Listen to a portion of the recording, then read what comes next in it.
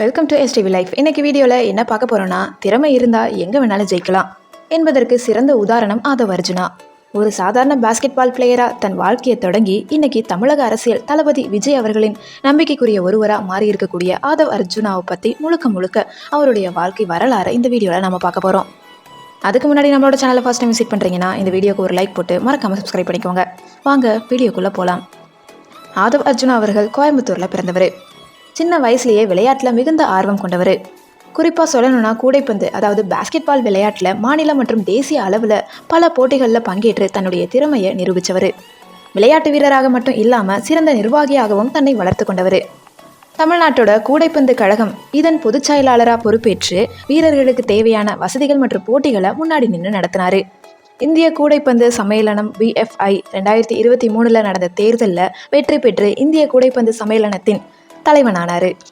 ஒரு தமிழர் இந்திய அளவிலான விளையாட்டு அமைப்பை வழிநடத்துவது என்பது மிகப்பெரிய பெருமை. ஆதவ் அர்ஜுனா முதல்ல விடுதலை சிறுத்தைகள் கட்சியில் அதாவது VCK கட்சியில் இணைஞ்சார். அவருடைய வேகமான செயல்பாடுகளால் மாநில துணை பொதுச் செயலாளர் பதவி வரை உயர்ந்தார். ஆனால் அரசியல் சூழல் மாறவே அங்கிருந்து விலகி தளபதி விஜய் அவர்களோட தமிழக வெற்றி கழகத்தில் TVKல தன்னை இணைச்சு கொண்டார். TVKவில் இணைந்த பிறகு கட்சியில் மிக முக்கியமான ஒருவராக ஆதவ் அர்ஜுனா பார்க்கப்படுறாரு.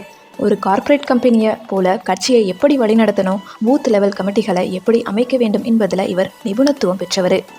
தளபதி விஜய் அவர்களுக்கு அரசியல் ரீதியான ஆலோசனைகளை வழங்குவதிலும் கட்சியின் மாநாடுகளை திட்டமிடுவதிலும் இவருக்கு பெரிய பங்கு இருக்கு. ஒரு வெற்றிகரமான தொழிலதிபராகவும் இருப்பதால் கட்சியின் கட்டமைப்பை நவீனப்படுத்துவதில் இவர் தீவிரம் காட்டி வராரு. அரசியல் என்று வரும்போது விமர்சனங்கள் வருவது சகஜம். VCKவிலிருந்து விலகிய போதும் அமலாக்கத்துறை சோதனைகளின் போது இவர் பல சவால்களை சந்திச்சாரு. ஆனால் அத்தனையையும் மீறி இன்னைக்கு TVKவின் ஒரு தூணாக திகழ்கிறாரு.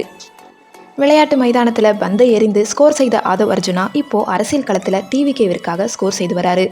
வரும் 2026 சட்டமன்ற தேர்தலில் இவருடைய பங்கு எந்த அளவுக்கு இருக்க போகிறது என்பதை நம்ம பொறுத்திருந்து பார்ப்போம்.